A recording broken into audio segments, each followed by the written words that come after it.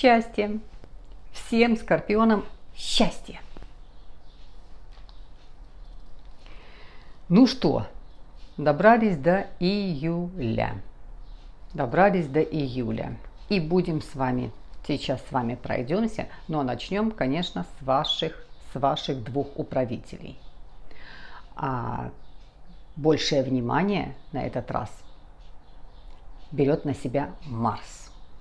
И действительно, вы будете чувствовать другую энергию. Я вам сейчас все поподробнее об этом поговорим. Ну, ваш Плутон стоит как стоит, его пока не трогаем. А Марс сделал транзит. И сделал транзит там, где ему, самое чудесное его место. Марс огненный пришел к львам, тоже пришел в огонь. И львы сразу его посадили на пьедестал. И что получается? Вот энергия. Смотрите, какая энергия. И вы ее будете очень сильно чувствовать. Потому что в Марсе сейчас энергия от Овна. Молодой, напористый, сильный, жаждущий жизни, сделать движения какие-то вперед. И ваша энергия у этого Марса. Достойные, спокойные, медлительные, осознанные, продуманные. Вот такая энергия Марса. Вот представляете, какая сила в этом Марсе, вот на этом транзите. Сделал переход к львам. Но мало этого, что вы будете чувствовать. Вот действительно, скорпионы будут блистать, заметны. Вот так, как себя ведут львы. Как презентуют себя, показывают себя, рассказывают. Львы рождены Солнце, которое направляет, путь показывает, обучает. Вот такой же сейчас Марс, который направляет, обучает, показывает, видный, заметный и себя показывает. Вот так будут себя вести скорпионы, точно так. Вот вы увидите, будете чувствовать вот эту энергию, что вы, когда вы без такого активного Марса, к вам магия такая есть, притягивает. А здесь вы еще и очень сильно бросается в глаза, заметный становится. И причем очень разговорчивый. Выражает свои чувства, выражает свои эмоции. Во льве ты только должен выражать свои эмоции. Кто-то презентовать себя будет, кто-то свою компанию будет презентовать, кто-то свой продукт будет какой-то презентовать, показывать. Такое нахождение Марса – это всегда ты заметный, ты видный. Для скорпиона ваш Марс, так же как для Овна. Вы будете заметны, вы будете видны, причем это не просто магия тянет к человеку, а это действительно вы что-то о себе заявляете, вы где-то выступаете, что-то показываете, как-то себя проявляете. Причем это будет очень выражаться в речи, вы будете говорить, вы будете писать, реагировать. Потому что Меркурий до 11 числа будет также находиться в 8 секторе, то есть у вас отвечает за вы 8 сектор. И там же до 11 числа Меркурий будет находиться. Вот какая, представьте, какая сила. Вы будете выражать себя, вы будете показывать, презентовать, рассказывать, говорить. И на это настроена сама энергия вашего Марса. 10 числа будет новолуние, подведете итоги, все, что связано... Нет, это не итоги подведете, а планы какие-то построите. Новолуние – это всегда строим следующие планы. Уже закрылся этот коридор затмений. Как знаете, все проходит, и этот коридор прошел. Следующие планы будете строить. Об этом новолунии буду делать туда поближе к 10 числу. Отдельно я буду делать видео. Дальше что у нас? С 11 числа Меркурий перейдет до 11, он в 8 секторе. И вот такая вот у вас активность появляется. А с 11 числа Меркурий переходит в 9 сектор. Это иностранные компании, иностранные связи вокруг друзей. Собираетесь с друзьями, говорите, переписываетесь, перезваниваетесь. Очень много звонков, возможно, нужно каких-то сделать, договоренностей. Дальше что? 11 числа. И вот опять возвращаемся к вашему Марсу. Потому что 11 числа во Льве Марс сделает прямое соединение с Венерой. Что такое мы с вами, люди? Это две энергии. Вообще все, что живое в природе, имеет две энергии, мужскую и женскую. То есть начало берется от этих двух энергий. Всегда что-то зарождается. Когда эти две энергии встречаются, что-то зарождается, какое-то есть этому продолжение. И вот 11 числа и Марс, и Венера, они делают соединение, они встречаются.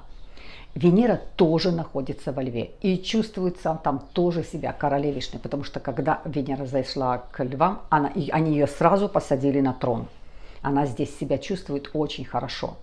И с Марсом они, соединяясь, никто никого не говорит: я важный, я главный, я лучше, я красивее, я сильнее, я влиятельнее. Нет, они абсолютно равнозначны. И это соединение всегда от такого равного союза что-то появляется, что-то рождается. Это что-то всегда на какое-то созидание, причем то, что имеет продолжение. Вот как ты зародил жизнь, и эта жизнь имеет продолжение. Вот так вот здесь что-то зарождается, которое будет впоследствии иметь продолжение. Абсолютно встречи, свидания, признания, отношения. Люди видят друг друга, замечают друг друга, тянутся друг к другу. Ну, вот такое чудесное соединение. И находиться оно будет у вас в 10 секторе, а в 10 секторе это связано с работой, с карьерой, с партнерством, с партнерами. Что-то здесь будет проходить. Возможно, создадите какую-то свою платформу, на которой вы будете блистать. Да, кстати, скорпионы, презентуйте себя, показывайте себя. Никто мимо не пройдет, найдете свою аудиторию, свою найдете публику, покажите себя, презентуйте себя. Это и карьерный какой-то рост, это и завершение учебы, причем успешное завершение учебы, где вы себя очень хорошо сможете, свои знания применять. Это и партнерство, потому что всегда, когда ты делаешь какую-то карьеру заняты вокруг тебя партнеры.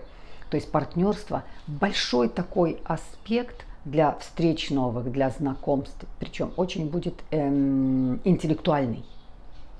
Вот то, о чем мы с вами в начале года говорили, влюбиться в мозги, то есть такого равнозначного себе, потому что, как говорится, с умным легче потерять, чем с дураком найти. Ну что ты нашел с дураком? А куда это все применить, как этому всему ума дать? А если ты с умным человеком, ну и прошла какая-то потеря, ты выстоял, и вы вместе поднимаетесь, и следующее идете к следующей цели. Поэтому вот здесь вот именно интеллектуальные встречи, потому что 10 сектор. Все, что связано вот к чему мы с вами шли с Нового года, с самого начала этого года. Будут эти шансы, есть эти шансы, можете ими очень хорошо воспользоваться. Ну что еще? Что еще? Полнолуние будет 24 числа, будет в 4 секторе. Это сектор дома. Это сектор дома. Смотрите, по этому полнолунию здесь тоже определенный подводите черту. Итог. Все, что связано с 4 сектором. Это ваши корни. Это то, на чем вы выросли, ваша база, основа. Возможно, ваши какие-то остались где-то, может быть, от мамы домик остался или дача осталась. И вы туда уже давно не ездили, и вам это уже не нужно. Поедете, разберетесь с этой какой-то своей недвижимостью, решите что-то. Возможно, захотите перевести, если кто-то еще остался из родных, поближе к себе перевести. То есть тоже этот вопрос будет решаться. А также здесь и здоровье.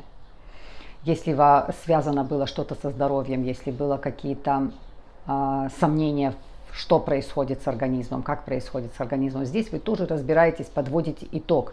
Лечение делаю правильно, идет ли мне это лечение на пользу, есть ли прогресс от этого лечения, может быть, врача какого-то поменять надо. Это какой-то, может быть, и рутина, уход, который вы за кем-то делали. Возможно, вы за животным делали, ваше животное в доме болело, и вам нужен был какой-то уход за вашим животным. Возможно, кто-то из родных тоже нужно было уделить свое время, уделить свое внимание. Вот по такому полнолунию вы будете подводить итог. А дальше что смотрим? Вот 28 числа в конце месяца Юпитер. Вот сейчас Юпитер, мы о нем немножко задержимся. Юпитер находился в рыбках. Чувствовали вы влияние Юпитера? В рыбках это была ваша стихия, и там Юпитер находился у себя дома. Настолько хорошо ему в рыбках, потому что это его дом, это их второй управитель. Я всегда говорю, когда рыбка, не решая свои вопросы, куда-то уходит, а они как-то решаются. Вот это Юпитер им делает. Ну и там Нептун много делает всякого, но Юпитер все равно всегда рыбок поддерживает. И когда Юпитер находился в рыбках, на вас очень сильно отражалось, потому что и на раков, потому что это одна водная стихия. Кстати, на следующий год, когда Юпитер перейдет к рыбкам, это считайте, как будто опять Юпитер пришел к вам. Это будет влияние очень сильное для вас тоже, одинаковое практически. Так вот, находясь 2 месяца в рыбках, сейчас в конце июля месяца Юпитер возвращается к себе, туда, где он стоял с начала года, это возвращается к Водолеям. Юпитеру здесь легко. И тоже, насколько у вас проходит по 4 сектору в течение всего этого года. Но не забывайте, еще раз вам хочу напомнить, что Юпитер для вас работает немножко ускоренно, потому что замедленно. Всегда у Скорпиона все немножко отстает в силу своего вот того, что вы заходите в позицию, когда вы замыкаетесь, и вы, я не скажу, теряете много времени, вы выжидаете, и на это берется очень много времени. Поэтому Юпитер, даже когда Юпитер к вам пришел, вы его выжидали. То есть сейчас Юпитер делает вот такой вот двойные, тройные обороты, накручивает то, что он упустил за 1, 2, 3 сектор. И находясь в 4 секторе, вы будете чувствовать и как отражается и внешне, и финансово, то есть за все предыдущие то, что Юпитер не доработал. Ну, вот такая была пауза, такой немножко провал был у многих скорпионов. Да, это так проходило. Значит, и возвращение Юпитера опять приносит что? Легкость. Вот легкость. Задумал что-то Скорпион, а оно у него получилось. И знаете что? Вот еще важный очень хотела что вам сказать. Это мы сейчас скажем про Лилит. Тоже очень важный аспект будет в этом месяце. Так что Юпитер отработает теперь на вас. Легкость будет. Вот задумал что-то, легко получается. Задумал что-то, а двери открылись. Куда-то позвонил, куда-то постучал до какой-то организации, а оно получается, а оно у вас откликается. Легкость Юпитера, когда он находится в Водолее, для вас это прям очень легкое что-то, легко все проходит, легко получается. Ну и, конечно, очень важное событие в этом месяце будет это, куколка Лилит. Куколка Лилит. Находилась она в Тельце, это была ось, Скорпион, Тельцы, это была ось. И там же находится Уран. И, конечно, были такие, неожиданно раз, что-то у тебя как-то, ты неожиданно выпадал, это отражалось очень сильно на вас положение Лилит, когда она находилась в Тельцах. И с 19 числа Лилит делает транзит. Она переходит в Близнецы и уходит на 9 месяцев на следующий год, до апреля месяца 22 года. Заходит туда, где управитель Меркурий. Как это влияет на скорпионов? Вы особо через Меркурий, не поддаетесь на сплетни, на наговоры, на конфликты, на скандалы. Вы сильно на эту энергию не поддаетесь. Поэтому, когда нахождение будет Лилит в Близнецах, только следите за тем, где и как находится Меркурий. Потому что она себя здесь, Лилит, ведет очень агрессивно. Ей здесь легко, свободно, большой объем работы ей есть, потому что информация. Вот следите всегда на протяжении вот этих 9 месяцев, где будет находиться Меркурий, как он себя будет вести, потому что через информацию ты получишь что-то, какое-то проказы, неприятности, сплетни и так далее. Но еще раз говорю, что Скорпион, даже если его обидел, не сразу реагирует. Через 2, 3, 4 дня думает, вроде как-то не очень хорошо со мной поступили где-то, как-то меня обидели, надо вроде какую-то реакцию для этого сделать. Поэтому, в принципе, у вас есть время для того, чтобы отреагировать, потому что у вас нету сразу взял реакцию, сказал какой-то там, а потом разбирайся, что сказал. Нет, это у вас же другой, у вас же осознанный такой Марс. Тем более Марс в таком роскошном положении будет находиться. Ну, все равно к концу года доберется и к вам, ваш Марс тоже зайдет к вам, а это будет тоже очень сильная позиция. Ну, вот такой вот транзит еще и плюс ко всему этой Лилит будет, ну, о котором мы с вами будем говорить. Я, во-первых, отдельно сделаю туда к 19 числу, сделаю отдельное видео и пройдусь по домам, как себя будет Лилит вести, и где, в каком доме она будет находиться, и как по этому дому будет отражаться, как она себя будет находиться, и как вы будете реагировать, как она себя будет там вести. Так что сделаю дальше туда подробное видео. Ну, плюс-минус вот такой вот месяц. Самое, конечно, бонусное в этом месяце – это ваш прекрасный, чудесный Марс, который принесет много. Те, кто в поиске, те, кто еще не в паре, кому нужна пара, кто ищет пару, принесет именно этот шанс найти своего человека, встретить своего человека. И вы будете заметны, красивы, как это и всегда бывает, но особо, когда в таком положении бывает Марс. И не забывайте девиз и красная нить самого всего этого года. Красная нить самого всего этого года. Девиз Скорпиона – это работать меньше, зарабатывать больше. Найти способ работать меньше, зарабатывать больше. И доверься жизни. Выведи туда, куда надо, и с тем, с кем надо. Ну что, бесконечно вас достоинство бесконечно вас уважаю. У Скорпиона тоже уважение – это первое. Любовь идет через уважение. Если человека ты рот открыл, что-то говорит, не уважаешь, ты его полюбить нет. Уважение. Поэтому бесконечно, конечно, вас уважаю. Спасибо за поддержку. Скорпионы, вы меня поддерживаете. Вы меня поддерживаете. Спасибо большое всем скорпионам, кто сделал донаты для канала. То есть вы поддерживаете канал, поддерживаете, значит, меня. Спасибо за лайки, спасибо за просмотры, за подписку. Ну и до следующих встреч. Я вас люблю.